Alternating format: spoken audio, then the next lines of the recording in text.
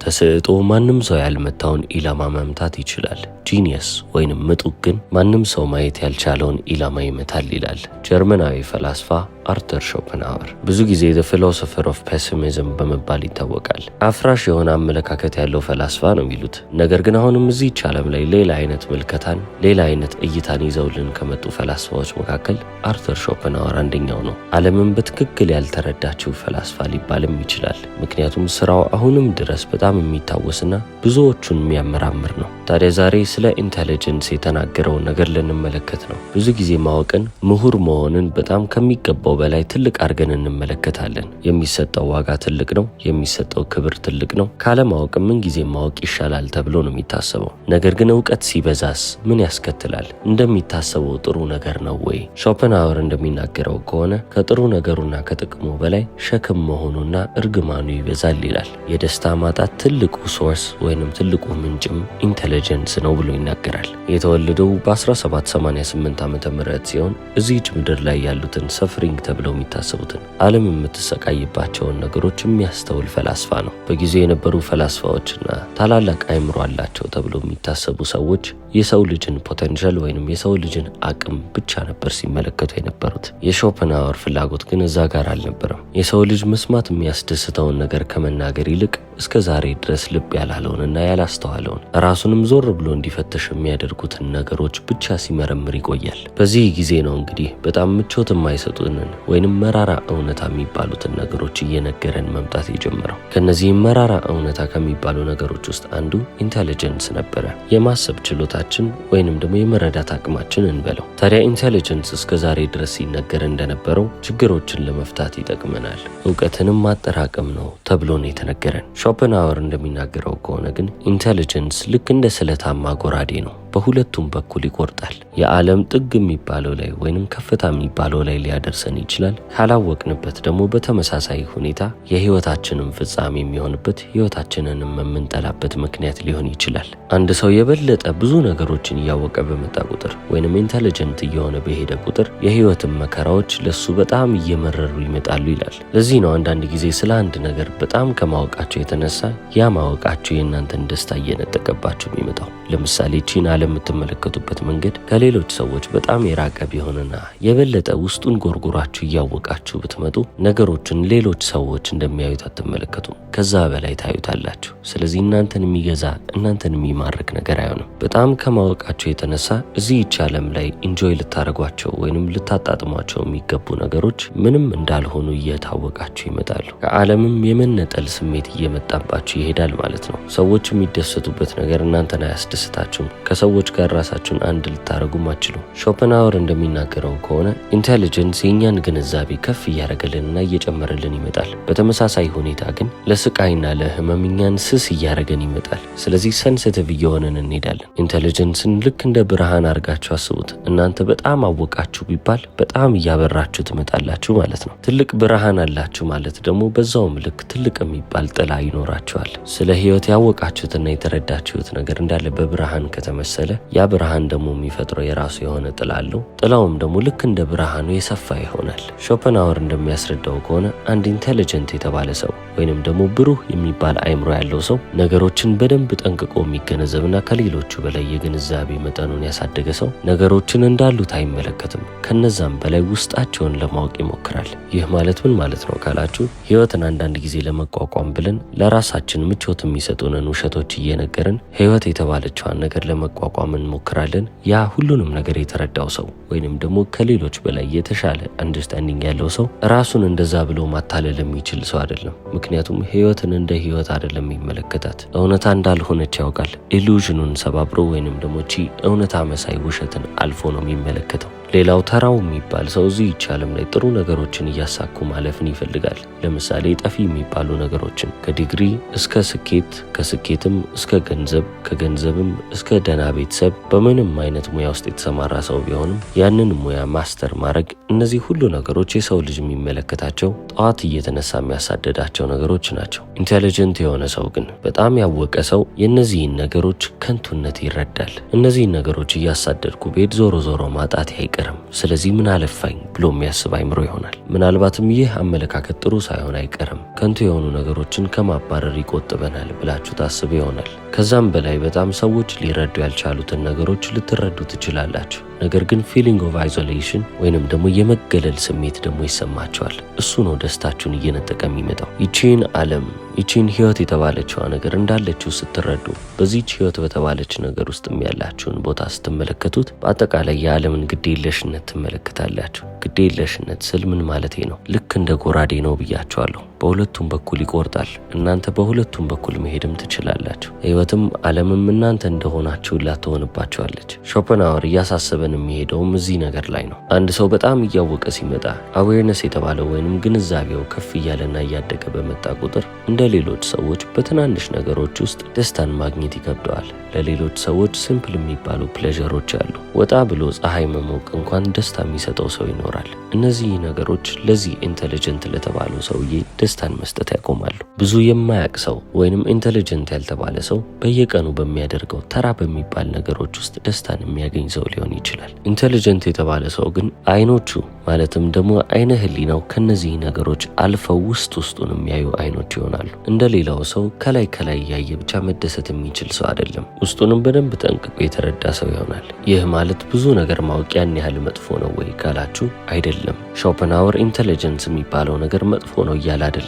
ነገር ግን ልክ እንደ ጎራዴ በሁለቱም በኩል ይቆርጣችኋል ነው የሚለው። ኢንተሊጀንስን በጥሩ መንገድ ካያችሁት ለእናንተ ትልቅ የሚባል ቫሊዩ ወይንም ደግሞ ዋጋን ሊያመጣላችሁ ይችላል። በዛውም ልክ ግን የእርካታ ማጣታችሁ የደስታ ማጣታችሁ ምክንያት ሊሆን ይችላል ነው የሚለን። ስለዚህ እዚህ ጋር ሾፐንሃወር ምን እያለን ነው? ይህንን ከነገረን በኋላ ምን እንድንረዳ ፈልጎ ነው ካላችሁ ኢንተሊጀንስን ልክ እንደሆነው አርጋችሁ ተመልከቱት። መሳሪያ ሊሆነን ይችላል፣ ነገር ግን መቼም ቢሆን መፍትሄ ሊሆነን አይችልም ነው የሚለን። ይህንንም ሲያስረዳ በጣም ኢንተሊጀንት የሚባሉ ሰዎች ብዙ ጊዜ አይምሯቸው ላይ ዲፔንድ የሚያደርጉ ወይንም ደግሞ ጥገኛ የሆኑ ሰዎች ይሆናሉ። የሰው ልጅ መቼም ቢሆን አይምሮን እየተጠቀመ ደስተኛ መሆን አይችልም ከሚሉ ፈላስፋዎች መካከል ደግሞ ሾፐንሃወር አንደኛው ነው። ታዲያ በጣም ይሄ ኢንተሌክት የተባለው ነገር ላይ ያመናችሁ ስትሄዱ አይምሯችሁ ያለውን ብቃት እያያችሁ ወደ ደስታ ይወስደኛል ብላችሁ እሱን ተስፋ ስታደርጉት በኋላ ህመም ውስጥ ይከታችኋል። ይህንን ነው ሴንሲቲቪቲ ቱ ፔን ብሎ የገለጸው። ደስታ የምንላት ነገር መቼም ቢሆን የእውቀት ወይንም ደግሞ የምክንያት ውጤት አይደለችም፣ የአይምሮ ሰላም ውጤት ግን ነች። ስለዚህ እኔም እናንተን ጥያቄ ልጠይቃችሁ። እንቅልፍ መተኛት የከበዳችሁ ምሽት አልነበረም? እስከ ዛሬ ድረስ የተፈጠሩትን ነገሮች እያሰባችሁ አይምሯችሁ በውጥረት ውስጥ ሊፈነዳ የደረሰበትስ ጊዜ ትዝ አይላችሁ? ዛሬ ቀኑን ሙሉ ያደረጋችሁትን መጥፎ ነገር ሪፕሌይ እያደረገ አይምሯችሁ ድጋሚ ሲያስታውሳችሁስ ይዛችሁት አታውቁም? ያለፉ ነገሮችስ እሺ፣ ነገር ግን መልስ ላይኖራቸው የሚችሉ ነገሮችን መልስ ለመፈለግ አይምሯችሁ ሲኳትን ይዛችሁት አታውቁም? ይሄ ሁሉ ነገር የምን ውጤት ነው ካላችሁ የኢንተሊጀንስ ውጤት ነው። ይህንን ገጽታ ነው ሾፐንሃወር የኢንተሊጀንስ እርግማን እያለ የሚጠራው። እረፍት የሌለው አይምሮ፣ መቼም ቢሆን በሰላም መቀመጥ የማይችል አይምሮ፣ ሁሌም ቢሆን የሆነ ነገርን ፈልጌ ላግኝ የሚል አይምሮ መቼም ቢሆን ሰላም የሚያገኝ አይምሮ አይደለም። መተኛ ትፈልጋችሁ አይምሯችሁ ዝም ሊልላችሁ ካልቻለ እንዴት ደስታን ወይንም ደግሞ የአይምሮ ሰላምን ልታገኙ ትችላላችሁ? ኢንተሊጀንስ ልክ እንደ እርግማን ሲሆን ምንም የሚፈልግ ነገር ባይኖርም እንኳን የሆነ ነገር ልፈልግ ብሎ ሲወጣ የሚኳትን ነገር ነው። ታዲያ እናንተም ለሾፐንሃወር አንድ ጥያቄ ይኖራችሁ ይሆናል። ኢንተሊጀንስ በሁለቱም በኩል ሊቆርጥ የሚችል ስለታማ የሆነ ጎራዴ ከሆነ ታዲያ ምን እናርገው? ይቅርብን ወይንስ ኪሪዮሲቲ የተባለውን ነገር ወይንም የማወቅ ጉጉታችንን እንተው እያላችሁ ታስቡ ይሆናል። የሾፐንሃወር መልስም በጣም ተግባራዊ የሚባል መልስ ነው። ምክንያቱም ኢንተሊጀንስ የተባለውን ነገር እንድትተዉት ወይንም ከዚህ በኋላ አያስፈልጋችሁም እያለ አይደለም። ነገር ግን ኢንተሊጀንስ የሚያስከስትባችሁን ነገር ወስዳችሁ በሌላ ኦፖዚት ፎርስ ወይንም ተቃራኒ ኃይል ልትጋፈጡት ይገባል ነው የሚለው። ነገሮችን በጣም እየተገነዘባችሁ ስትመጡ ወይንም ከፍተኛ የሚባል ግንዛቤ መጠን ላይ ስትደርሱ እናንተ ሁሉም ነገር ይታያችኋል። ክፍተት የምትሉት ጉዳት የምትሉት ወይንም ደግሞ እንከን የምትሉት ነገር እንዳለ ግልጽ ነው። አይምሯችሁም ደግሞ ሁሌ መሯሯጡን ስለማያቆም የዚህን ኦፖዚት ፎርስ ትፈልጉለታላችሁ፣ ትራንኩሊቲ ወይንም መረጋጋት። አይምሯችሁ ሰከን እንዲልና ትክክለኛዋን ቦታ እንዲፈልግ ታደርጉታላችሁ። አይምሯችሁ ውስጥ ላለው ማዕበል ትክክለኛ መፍትሄ ብሎ ያቀረበውም ነገር ይሄን ነው። የአይምሮ መረጋጋት፣ ሰከን ያለ አመለካከትና ራሳችሁን ከነገሮች መነጠል ወይንም ደግሞ ዲታች ማድረግ። አይምሯችን እኛን ለማዳን ይሞክራል። ማለትም ደግሞ በምናውቀው ነገር እንዳለ ሰፈሪንግ ወይንም ስቃይ የተባለውን ነገር ሊያስመልጠን ነው የሚሞክረው። ታዲያ ትራንኩሊቲ ወይንም መረጋጋት ማለት እዚህ ጋር እንዴት ሊጠቅመን ይችላል ብላችሁ ካስባችሁ የሰው ልጅ ሰፈር ላይ ያረግ አይችልም። ስቃይ አይቀርልንም፣ ፈተናም አይቀርልንም። ስለዚህ የትራንኩሊቲ ሮል ወይንም ደግሞ ኃላፊነት ኃላፊነት ምንድነው ካላችሁ ስቃይ ከተባለችዋ ነገር ጋር በሰላም እንድንኖር በስምምነት ላይ መድረስ ማለት ነው። አንድን ነገር በፍጹም ልታመልጡት እንደማትችሉ ሲገባችሁ መሮጣችሁ የቱ ጋር ነው የሚጠቅማችሁ? ራሳችሁን ከማድከም ውጪ ምንም ሊጠቅማችሁ የሚችል ነገር የለም። ስለዚህ ህመም ወይንም ደግሞ ሰፈሪንግ የተባለው ነገር እናንተ ጋር መምጣቱ ስለማይቀር እናንተ ሩጫችሁን ታቆሙና እሱም ይኖራል፣ እናንተም ትኖራላችሁ። የህይወት አንዱ አካል ነው ትላላችሁ ማለት ነው። የዛኔ ኢንተለጀንስ የሚባለው ነገር ያንን ነገር እንዴት አድርጌ ላምልጠው ብሎ አያስብም። ከዚህ በተጨማሪ ደግሞ ምንጊዜም ቢሆን አይምሯችን ሊረዳ የማይችላቸው ነገሮች መኖሩን መገንዘብ አለብን። አይምሯችን ሊፈታ የማይችላቸው ሚስጥራቶች እዚህች ዓለም ላይ እንዳሉ ማወቅ መቻል አለብን። ምናልባትም መመለስ የማንችላቸውም ጥያቄዎች ይኖራሉ። ስለዚህ አሁን የኢንተለጀንስን ሮል ወይንም ደግሞ ኃላፊነቱን እያወረድንበት እየመጣ ነው። ምክንያቱም ግዴታ ማወቅ የለብህም እያልነው ነው። አለማወቅም እኮ አንዳንዴ በረከት ነው። ምክንያቱም ህይወት ሰርቴን አይደለችም፣ ወይንም ደግሞ ህይወታችን ውስጥ የሚፈጠረው ነገር ይሄ ነው ብለን ልናውቀው አንችልም። በአንሰርቴኒቲ የተሞላች ዓለም ነች። ማለትም ደግሞ ነገ የሚፈጠረው ምን እንደሆነ ስለማንረዳ ስለማናውቅ ዝም ብለን ባለማወቃችን ውስጥ ብንኖርስ? ሾፐንሃወር ከዚህም አስከትሎ የሚመክረን አንድ ምክር አለ። ትርጉም የሚባለውን ነገር በህይወታችን ውስጥ ለመፈለግ ትላልቅ የሚባሉ ስኬቶችን፣ ውጤቶችንና ግኝቶችን መጠበቅ የለብንም። ሲምፕል በሚባሉ ወይንም ቀላል በሚባሉ ግንኙነቶች፣ ትናንሽ በሚባሉ መንገዶች ውስጥ እነዛን ውበቶች፣ እነዛን ደስታዎች ለመፈለግ እንሞክር ይላል። እነዚህ ትናንሽ ነገሮች በሾፐንሃወር አይምሮ ምንድን ናቸው ብላችሁ ታስቡ ይሆናል። ፀሐይዋ ስትጠልቅ ቁጭ ብላችሁ መመልከት፣ ፀሐይዋ ስትወጣ አሁንም ቁጭ ብላችሁ ያቺን መመልከት፣ ሙዚቃ ማዳመጥ፣ ቀና ብሎ ተፈጥሮን መመልከት፣ ከምትወዱት ሰው ጋር ማውራት። እነዚህ ነገሮች ምንም ያህል ጂኒየስ ብትሆኑ እንኳን ልታሻሽሏቸው የምትችሉት ነገሮች አይደሉም ይላል። ታዲያ የመረጋጋት ሁሉ ትልቁ አለቃ ማን ነው ብላችሁ ከጠየቃችሁ ራሳችሁን መተው፣ ራሳችሁን መልቀቅ ነው ይላል። ይህም ማለት ነገሮችን መቆጣጠር የሚፈልገው ማንነታችሁ፣ ሁሉንም ነገር መረዳት የሚያምረው ጎናችሁ፣ ብዙ ጊዜ ኢጎ ተብሎ የሚታሰበውን ማንነታችሁን ማስቀመጥ መቻል ነው። ይህንን ፍልስፍና ሾፐንሃወር ከየት ሊያመጣው ቻለ ካላችሁ በምስራቅ በኩል ያሉት ፍልስፍናዎች ብዙ ጊዜ ስለዚህ ነገር ያወራሉ። ቡዲዝም አንደኛው ነው። ከዚህ ኢጎ ከሚባለው ነገር ከፍ ብለን በመገኘታችን እኛነታችንንም ካስቀመጥንበት ቦታ በልጠን መገኘታችን ኢንቴሊጀንሳችን ከፍ እያደረገ የሚያየውን የሚመለከተውን ፍላጎቶች፣ ስቃዮች እንዳለ በልጠን ተገኘን ማለት ነው። ታዲያ አሁን እናንተም እየጠየቃችሁ ይሆናል የሾፐንሃወር ፍልስፍና ለእኔ ምን ይጠቅመኛል? ህይወቴ ላይስ እንዴት ነው የምተገብረው? ከኔ ህይወት ጋርስ በምን ይገናኛል? አሁን እዚህ ጋር ቆም ብለን ራሳችንን መጠየቅ ያለብን ጥያቄ ይኖራል ማለት ነው። በህይወታችን ውስጥ አንድን ነገር በጣም ማወቃችን የጎዳን መቼ ነው? ይህ ማወቃችንም እርካታን ለኛ ከመስጠት ይልቅ ደስታን የነፈገን ለምንድን ነው? በህይወታችሁ ቢያንስ አንዴ እንኳን ምን አለ ይሄ አይምሮ ዝም ቢልልኝና ሰላም ቢሰጠኝ ብላችሁ አስባችሁ ሳታውቁ? እንግዲያውስ ሾፐንሃወር ነገሮችን በሚመለከትበት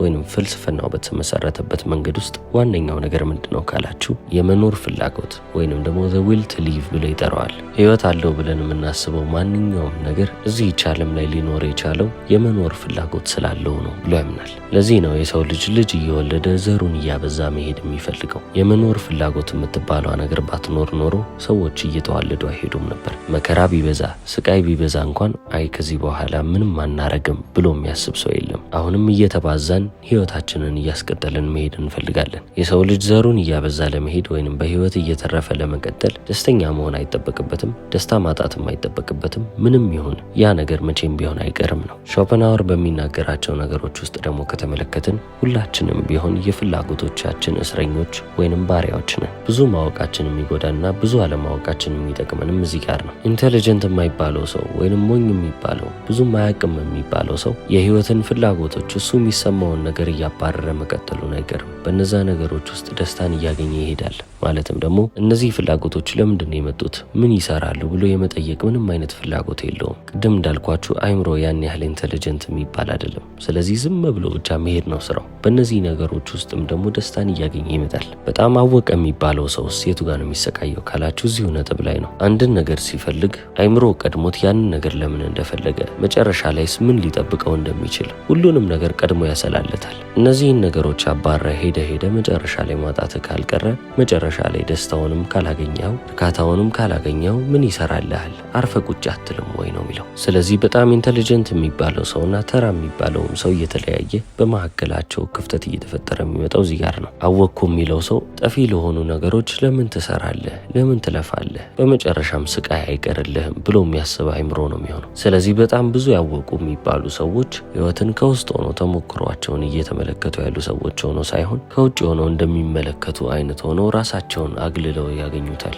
ታዲያ አሁንም ኢንተለጀንስን እንደ መጥፎ ነገር እየተመለከተው ያልሆነው ለምንድን ነው ካላችሁ መፍትሄያችንም በዚሁ ኢንተለጀንስ በሚባል ነገር ውስጥ መገኘት ስለሚችል ነው። ትራንሰንዲንግ ዘ ኢጎ የሚባለው ነገር በኢንተለጀንስ ውስጥ ይገኛል። እንዴት ካላችሁ ጥበብን በመመልከት ጥበብ ለምሳሌ በሙዚቃ ውስጥ ሊሆን ይችላል፣ በስዕል ሊሆን ይችላል፣ በጽሁፍ ስራዎች ሊሆን ይችላል። እነዚህ ነገሮች የሰው ልጅ ነፃነቱን የሚያገኝበት መንገድ ናቸው ይላል። ምክንያቱም እነዚህን ነገሮች ስናከናውን ፍላጎት የሚባል ነገር የለም። ራሳችንን ሙሉ ለሙሉ በምንሰራው ነገር ውስጥ እየጠመቅን ነው የምናልፈው። ያም ደግሞ የእኛን እይታ የእኛን አመለካከት እዛው የሚያስቀረን ህይወት የሚያስኖረን ይሆናል ይላል። ጀርመናዊ ፈላስፋ አርተር ሾፐንሃወር ነው የመከራችሁ። እስከ መጨረሻው ስለተመለከታችሁ አመሰግናለሁ። ቻው።